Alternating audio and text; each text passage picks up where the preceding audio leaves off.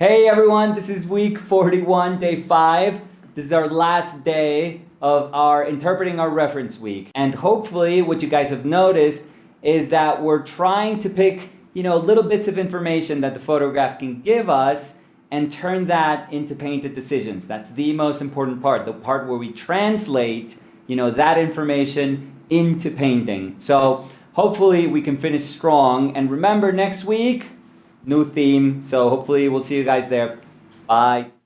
Okay, let's get started. This is day 5. This is our final day, Friday, in our interpreting our reference week. Now, yesterday we painted a portrait of Fer, and I spoke about how my reference in the end wasn't really that important because I was trying to express how the amount of information I have regarding who Fer is, who that human being in that painting is, cannot be rivaled by whatever amount of information can be presented through a photograph.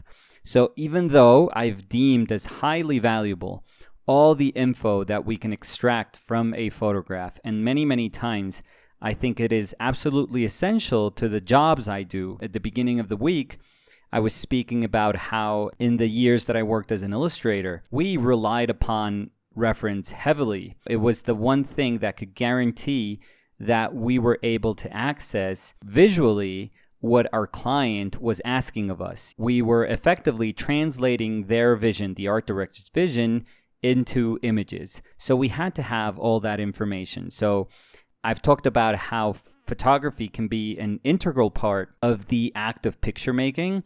I've talked about how it's kind of pointless to try to compare it with nature because when we are working from nature, it is just such a vastly different experience. It is superior in every way. We experience time. We experience the manner in which things move. They don't stay still. We experience how light changes. We experience how something feels, how something smells. Our whole body is engaged in this act of trying to, in a way, apprehend nature. So that cannot be replaced by a photograph. When compared to the act of painting from life, of course, photography has a ton of shortcomings. This is not an apples to apples comparison. This is something that is very, very different in nature. And it brought us to yesterday where I was saying, you know what, maybe photography doesn't really matter. Maybe a photograph is just a reminder of the things that I know, that I factually know about my daughter.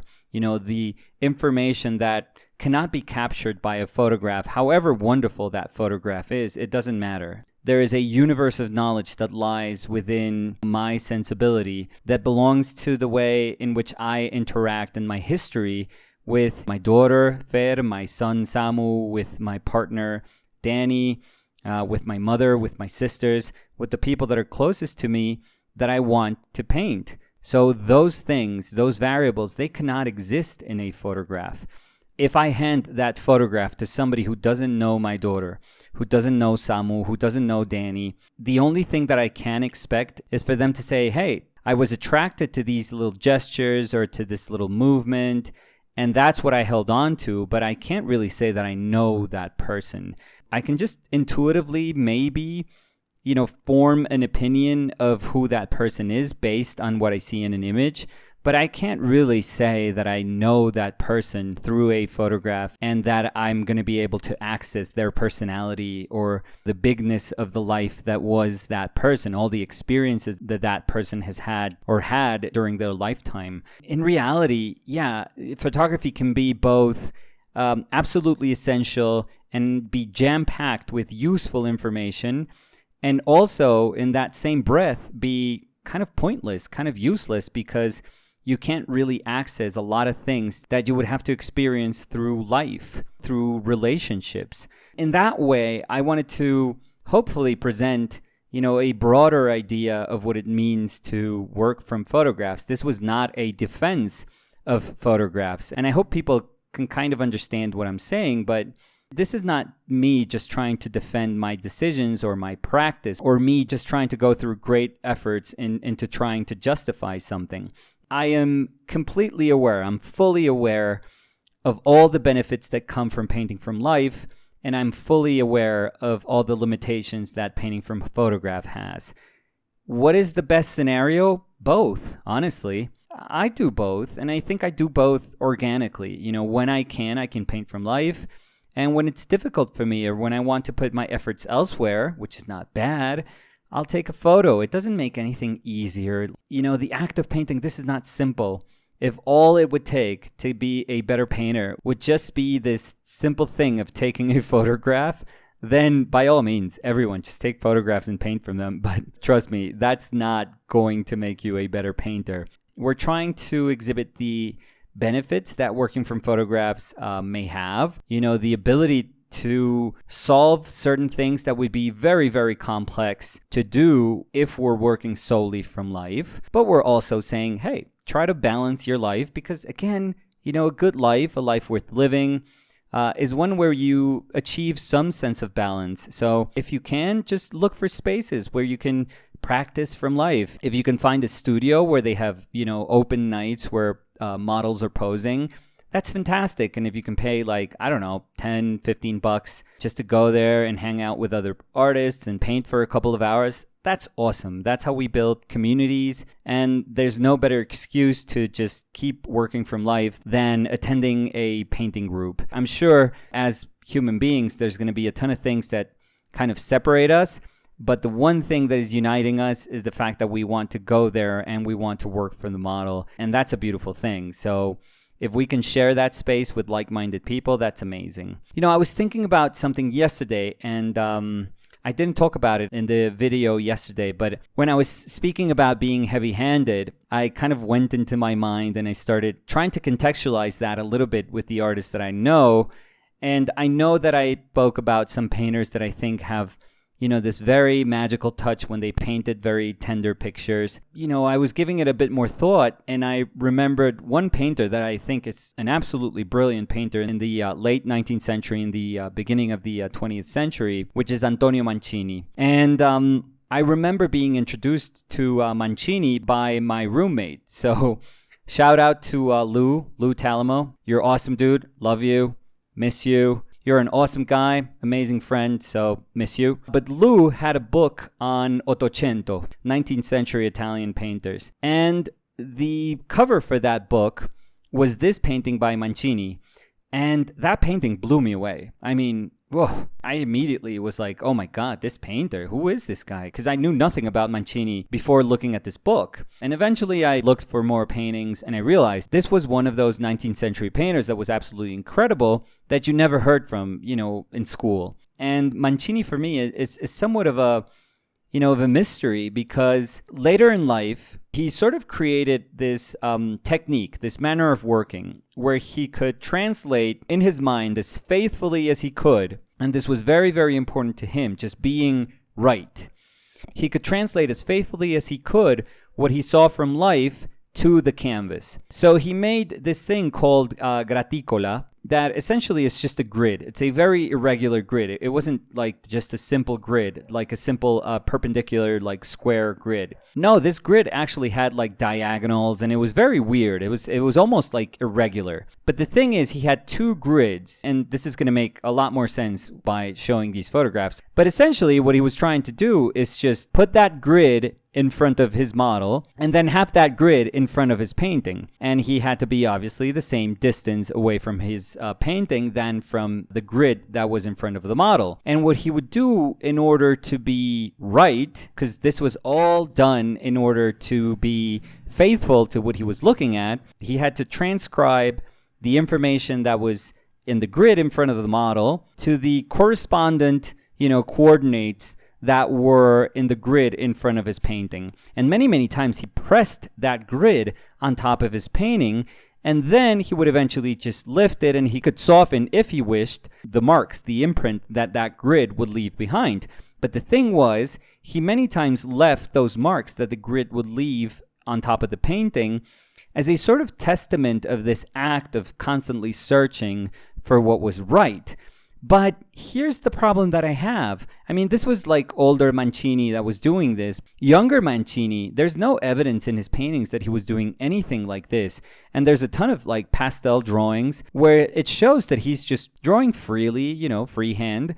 And they're fantastic. I am absolutely positive that maybe he didn't have this perfect drawing ability where he would be able to translate one-to-one whatever he was seeing in nature, but honestly, who has that ability and who cares? But he was able to do some amazing paintings, incredible paintings, like the painting of the boy in the cover of that Ottocento book. That painting is certainly not done with a graticola. It baffles my mind that there was an artist that had an insane amount of ability. I mean, an ability that actually enabled him to paint some incredible paintings. I mean, some of the most beautiful late 19th century paintings for sure. Mancini was that good. He was that talented. And I don't know where that urge comes from. The urge to be right, the urge to be factual, the urge to be able to measure everything. Keep in mind that for all of this to work, the model, whomever was posing for him, had to stay absolutely still because any movement in the model would mean that the shapes that he would see through the graticola were going to be different. So it was pointless then. His model had to be absolutely static, which again, in my mind, that is absurd. I don't understand, honestly, why a person that had such an ability, such a gift for painting, would then go into this journey of trying to be accurate, going through these insane measures just to quote unquote guarantee, because that wasn't possible, guarantee that he would be right, that he was being completely faithful to nature, that he was able to translate what he was seeing in nature with the greatest degree of certainty. Again, a lot of question marks in this, but here is a painter, Mancini, that certainly had bravura. I mean, he could paint with energy, he could take bold decisions while painting, and he was able to achieve just these beautiful, very sensitive, naturalist results. When I look at his paintings, his best of paintings, I'm like, yep, that's the peak of painting. And Mancini was certainly, no doubt about this, one of the best examples of those achievements. So again, in my mind years ago, I was heavy-handed. I needed to be more accurate just in order to be more sensitive. That's what I thought.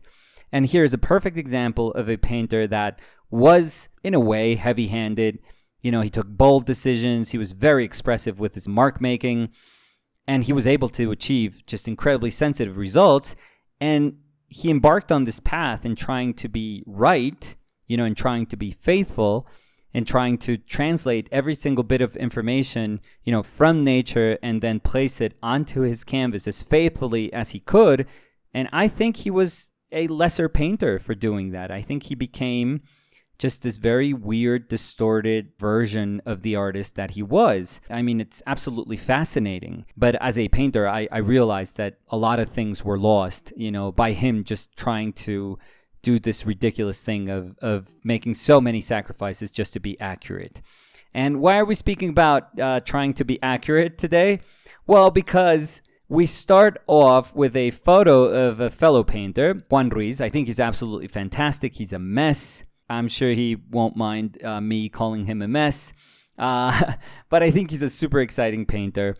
I really love a lot of what he does. I love all the energy that he has. He really understands how to draw with paint, which I absolutely love. So, he's a guy that's very capable of doing some really, really cool paintings. And I'm painting Juan because there is this initiative, I would say, that's very much present in social media. There are groups, and in particular, I'm talking about one group, that's the Kanyo group. So shout out to all the people at Kanyo that actually share reference. What they do is they just upload a ton of photographs of themselves, and everyone in the group, or everyone even outside of that group, can take those pictures and make paintings out of those pictures. It's like there's no sense of ownership of those photographs. And I absolutely love that, because in many ways, what they are doing, and I think they're doing a wonderful job at that, is kind of saying, hey, this is not about subject matter defining a work of art. You know how in the past people would say you are what you paint, sort of like a you are what you eat, but you are what you paint. So that kind of justifies Rembrandt having bought all the stuff that ultimately led to his bankruptcy. He was able to paint like all these super ornate things that he would buy in antique shops, and he loved them. He just loved shiny objects. You know, in that sense, he was like a crow. So this idea of you are what you paint, it's kind of debunked when you have this group that's very open. There is a huge group that's Kanyo referenced. It's a Telegram group where you could just hang out and you can pick any reference you want and just paint it. And that's awesome. And I love this idea of things don't really belonging to you. And that's super cool because yesterday I was saying how I should be able to paint the best painting of my daughter. I should be capable of doing the best version of my daughter. But, as with everything in art, there is also this other impulse where an image doesn't really belong to anyone. And it's so cool that they're able to say, hey, I took like 20 pictures of myself. You guys go crazy and you guys go paint. And this is not a matter of saying, oh, she painted like an incredible version of that photograph, I'm not going to paint it again.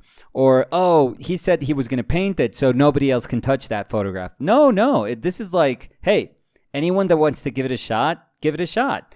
And this is not something that's going to be graded. It's not going to be like, oh, I tried to paint it, but mine sucks, but hers is amazing, so I'm just going to throw mine, out the window. The coolest part is just seeing how a ton of people go about interpreting the same reference.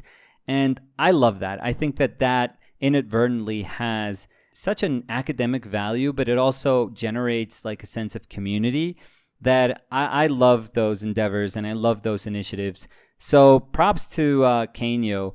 It's sort of like a breakfast club for painters, and I'm sure that they're like, oh no, that's such a lame way of explaining this group. But I think it's super cool. And again, I lurk around these groups, but I've experienced people like making real, tangible relationships with other people, friendships, and that is super awesome. I think that many times we don't have the spaces where we can be with like-minded people. And when we can find groups like these, even though they're virtual groups, and maybe they're people that, you're never going to see physically in your life, it doesn't matter. Like, that doesn't make the friendships any less real. And I love that can happen. If you want to go there and just lurk and just look at really awesome reference that people are putting up, just saying, hey, I don't mind if you paint me. I think it's super exciting if you paint me. And by you painting me, they're not saying anyone specific. They're just saying, yeah, if this photo can help anyone and you want to go nuts just painting it, go ahead. That's awesome. I mean, this is not a competition. This is not about who paints it better. This is about, then collectively looking at all the people that have painted, potentially that same photograph and saying, wow, this is so cool. Just seeing all these different ways in which different people with different intents ended up interpreting, one same source. And that's what Juan did. He posted a story and he was like, hey, this is a photo that you could use for reference. So go nuts. And I liked it. I just screenshotted it and I said, yeah, I'm going to paint one. And gave me a chance to elongate forms, squish them, which I love doing. But I think it fits his character quite a bit. And I had a blast just painting him. This was super, super fun. It's kind of cool to finish off this week by saying a photo can be a reminder of something insanely personal, like it was for me yesterday. Like something that I think that has a place in my heart alone. But also a photo can be a bunch of information that is shared by a community and that can spark, so many different possibilities of representation that's also absolutely awesome. So hopefully by the end of this week, what we've done is kind of realize that there's no real way of effectively using a photograph. It is just a tool. It is like any other tool that we have access to when we're trying to solve a painting. It can play so many roles and it can vary so much in the nature of its relevance that, again, there is no one way of doing this right. So try to identify what it is that you want to paint first. That's probably the most important thing. And then try to see how that photograph can help you get closer to that intent. That's all there is to it. And then just enjoy that information and play around with it, and then push it as much as you want or respect it as much as you want. But remember, those choices are yours. That was it for this week. I had a blast doing this. As we always say on Fridays, thank you. Thank you so, so much. Danny and I are incredibly grateful. Every week that goes by, we are shocked, because honestly, we are, by the amount of people that continue to support us. And we always feel that the only way we can answer back to that support is by working hard and trying to do the best job that we can with these videos. So hopefully you guys are enjoying them.